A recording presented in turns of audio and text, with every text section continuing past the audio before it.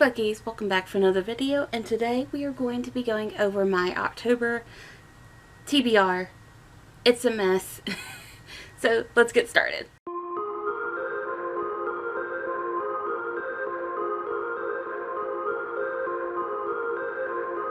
So I might have overbooked myself for October, and September kind of lagged behind. I did not get ahead like I wanted to, but that doesn't mean we can't try again. So I'm going to be going in order of the books I have on here, because how I do my TBRs is because I do a lot of book tours for authors and stuff like that. I have them in order.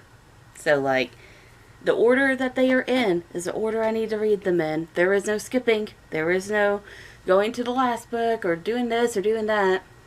I have to go in order. So let's start off with Fireborn, which I got from HarperCollins or Harper Kids. This one doesn't really have a due date, but I do need to get it done pretty soon. So it's going to be the first one on my October TBR. So I'm going to read the blurb, like the first couple paragraphs of it. 12 is a huntling. She gave up her name and identity to train in the art of fighting monsters, but while her fellow huntlings train to keep the peace, 12 secretly builds her skills to take revenge on those who murdered her family. It sounds super good, and I can't wait to read it. And I think that this is middle grade, too. So this is going to be a really cool middle grade book. Here is week 1 of my TBR. So for week 1, we're going to be reading Vespertine. Now, if you haven't heard about this book, it's going to be one of the hot releases of the fall. Here's what the blurb says on the first paragraph. Artismia, I am so bad at pronouncing names, is training to be a Grey Sister, a nun who cleanses the bodies of the deceased so their souls can pass on. Otherwise, they will rise as spirits with a ravenous hunger for the living. She would rather deal with the dead than the living, who trade whispers about her scarred hands and troubled past. It sounds so good. And I think this is the same author that did Sorcery of Thorns, I think. Oh yeah, Praise for Sorcery of Thorns. There it is. But yeah, it looks super good. I can't wait to get into it. And then, if you didn't check out my last video, I put sticky notes on here just so I can keep track of the ebooks that I have to read. So the rest of these are ebooks for the first week. So we have Everything Within and In Between. I will flash the cover on here. The Endless Sky. The Seventh Cadence. I'm Dreaming of a White Christmas. Now this one did get moved, but I've yet to receive like when it's being moved. I think it's being moved to the last week of October, but I'm going to keep it on here just so I can knock it out along with the Holiday Switch, because why not read 2 Christmas books back to back. And City of Shattered Light, which I am super looking forward to. LGBTQIA friendly. I think it's got bisexual characters in it. I'm not entirely sure. I'll put a correction if I'm wrong. And then to try and get some extra books that I get from publishers and stuff like that that I'm not necessarily on tour for or have a deadline to meet, just to try to get some of those out. At the end of every week, I'm going to try to put a book and read it before the next week starts. So for this week, that book is Bullet Train by Kotaro Isaka, which is apparently soon to be a major motion picture starring Brad Pitt and Joey King. Hey, go off. I got it from Abrams. And the first paragraph says, Satoshi the Prince looks like an innocent schoolboy, but is really a stylish and devious assassin. Risk fuels him, as does a good philosophical debate, which, such as questioning, is killing really wrong? Kimura's young son is in a coma thanks to the prince, and Kimura has tracked him onto a bullet train heading from Tokyo to Morioka. I'm bad at pronunciation, I'm sorry.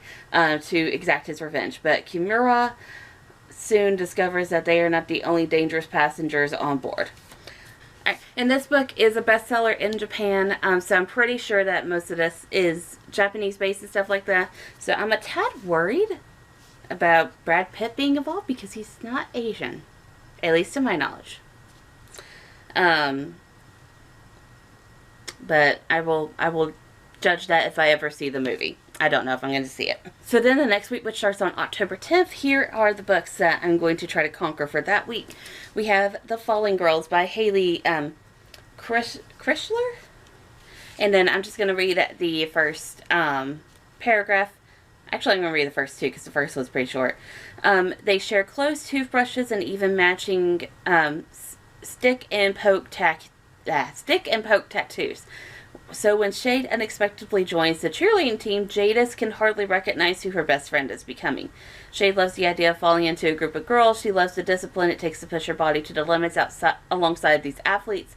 Most of all, Shade finds herself drawn to the three Chloes, the insufferable trio that rules the squad, including the enigmatic cheer captain whose dark side is as compelling as it is charming. So this kind of sounds mean girl-ish. I think that there is LGBTQIA representation in this one as well. Again, I'm not entirely sure because I have the memory of a goldfish. I'm just going to be honest with you. My memory is like so bad. I can literally be carrying something from one room to the next room and forget I'm holding it. So I will put the representation down here so that way you know what's what. The next book that I have for that week is Luminous, which I have as an ebook. It sounds so good. I can't wait to get into it. And then I grabbed this arc of Jade Fire Gold from my local bookstore. So they had already finished reading it and reviewing it. So I grabbed it. Like, I'm so excited for this. It says, in an empire on the brink of war, On is no one with no past and no family. Alton is a lost heir, his future stolen away as a child. When they meet, Alton sees in On a path to reclaiming the throne. On sees a way to finally unlock her past and understand her arcane magical abilities, but they may have to pay a far deadlier price than either could have imagined. It sounds really good. And then I also have on here The Entrance, which is another book I gotta read. And then I also have A Beast So Beautiful and Violets. Oh, take this off. And Violets Are Blue, which is so cute. So let's see here. For 7th grader Ren, life is suddenly full of big changes. Her parents' divorce and dad's remarriage, her move with mom to a new town. So she distracts herself with a duo session, watching special effects makeup videos by internet sensation Cat FX. Of all the fantasy characters Cat FX recreates, Ren's favorite is a mermaid, but somehow she can't duplicate Cat FX's technique. Is something missing? This is so cool. Oh, and then it's got the oh, this is so cute. I swear I read these before I accept to go on tour with them, but memory, goldfish, gone. It makes for an exciting life, I tell you. But this sounds so cute, and I can't wait to read it. And then, rounding off that week, I don't know why I got sent this, but I got sent this from, I think it was Quirk. Yeah, it was from Quirk Books. I appreciate it because I really do love the Rugrats. But I don't have kids. But I will be giving it to a kid. I know a couple that likes baby books and stuff like that, so I will be giving it to them. But yeah, it looks super cute. It's gonna be a quick read, I can tell you that. If I stall out on this book, it's gonna be sad. I'm gonna have to revoke my booktuber status.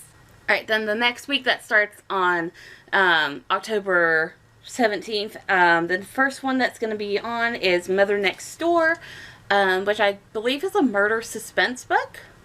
Murder suspense, thriller suspense, whatever you want to call it. I think there's a murder, and I think that's suspenseful. I don't know much about it. And then I have The Night When No One Had Sex. This one was actually supposed to be on my September TBR, but because of paper shortage and all that fun stuff, it got moved to October, so I'm reading it for October. And then I have Once Upon a Wardrobe by Patty Callahan. This got pitched to me as like a Narnia-like book with the wardrobe again, I believe is what it was. I can't remember, but it sounded interesting. Let me read the back of it. Meg's dive and share is brilliant with numbers and equations on a scholarship at Oxford and dreams of solving the great mysteries of physics. She prefers the dependability of facts, except for one. The younger brother she loves with all her heart doesn't have long to live. When George becomes captivated by a copy of a brand new book called The Lion, the Witch, and the Wardrobe and begs her to find out where Narnia came from, there is no way she can refuse. So I guess she goes on a quest to find Narnia. Hey, you do you, girl. If someone says they want to go find Narnia, go find Narnia. I'm all for it. Then I have Keeper of the Night, which I've been seeing everywhere, and I am so excited for it. I'm here for it. And then next I have This Is Our Rainbow, which is a collection of LGBTQIA plus stories by authors that are LGBTQIA plus, and I believe that it's targeted towards middle grade. I believe off the top of my head, again, memory, goldfish, can't remember. And then I have How Do You Live, which has a super pretty cover. And then I have The Rebel in Auschwitz, a true story of a resistance hero who fought the Nazis from inside the camp. It sounds really good. Let me just read the back. Witold Pilecki, again, I'm so sorry if I mispronounced that, a Polish underground operative accepted a mission to uncover the fate of thousands interred at the new concentration camp, report on Nazi crimes, raise a secret army, and stage an uprising. The name of the camp, Auschwitz. I like World War II era books. Is when I used to be a history major in college, that was like my area of expertise, study, whatever. So I still like to read like books that are based in that period, just because I know a lot of material from that. Alright, and then I have At the Edge of the Heights. Let me just read the back of... Legs start cramping. Let me just read the back of that. Maddie Donaldo, homeless at 20, lives with her dog and makeshift family in the hidden spaces of San Francisco's Golden Gate Park. She thinks she knows how to survive and whom to trust until she accidentally witnesses the murder of a young man. Her world is upended, and she has to face not only the killer but also the police and then the victim's family, who desperately wants Maddie to tell them about the life their son led after he left home. And since they could not save their own son, they are determined to have Maddie reunite with her own family. It sounds interesting. I'm kind of here for it. And then to round off that week, I'm going to be reading Bluebird. I believe I'm not on tour for this, but I got sent it. I don't remember who sent it to me. It's from Scholastic. I don't remember who specifically, like if it was an Impro Scholastic or whatever, but thank you a lot. Because I'm super excited to read this. Again, it is a World War II era book. Because we're just, I don't know.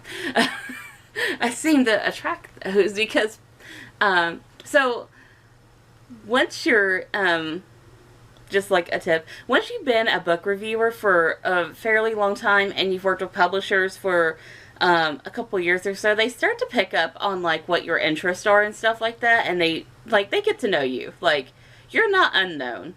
You're very well known in this industry. It's just kind of creepy because you don't, like, sometimes you get packages from people and you're like, who are you? And then it's a book and you're like, oh, okay. But yeah, so your name, somewhat your address gets passed around, your email log gets passed around, your DMs. So it doesn't surprise me that this got sent to me. I'm very happy. Obviously, I'm very happy this got sent to me. I just don't know how I ended up getting sent it, but, you know, surprises. It's a nice surprise. And then for the last week of October, and I'm counting the 31st in that week. I know, like, it's also on a Sunday, but I'm going to go ahead and count it in there. We have the last stack of books, except for my sidebar. Now, let me just show you on my planner. Now, for every month, I have, like, a sidebar over here, and these are books that I don't have dates for to put on the calendar, but I need to review them within that month. So, I throw them on the sidebar, and hopefully they get taken care of. I've been pretty good these past couple of months. When I was working, not so much. It was pretty disastrous. But I've been pretty good. ever since I quit. So this is the last week of assigned reading, and then we'll hit the sidebar. So we have The Lighthouse Witches, which that cover is super gorgeous. I can't wait to read it. The Throwback List, which I'm on tour for. And let me just read the back of it. The first paragraph again. Welcome to Sandy Point, Oregon, a sleepy beach town that's home to a giant anchor statue and sometimes karaoke bar, and Frosty's questionably legendary Sunday surprise. A town Joe, Autumn, and Bianca thought they'd left far behind when they graduated high school, finally moving onto greener pastures, then the midway point for tourists heading to the Goonies house. But life seldom goes according to plan. So it's basically like a girls' coming back, girls' weekend, coming back into their town again. It sounded really intriguing, so I requested it. Don't really read a lot of like adult books. I read mostly YA, as you can see. But I am still interested in, like, let me just tell you, TikTok has been getting me interested in a lot more adult books. So maybe I'm finally growing up. Nah, I'm just kidding. You don't have to be grown up to read adult books, and you don't have to be grown up to get out of YA. Just read whatever the hell you want.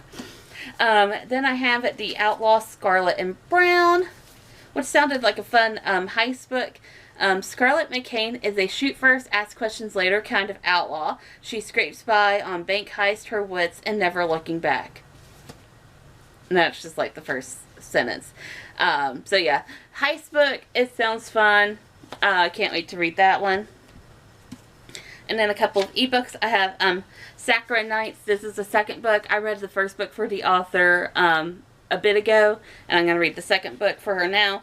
And Fan Club, which I'm on tour for as well. And then the third book of Tristan Strong. I am so pumped.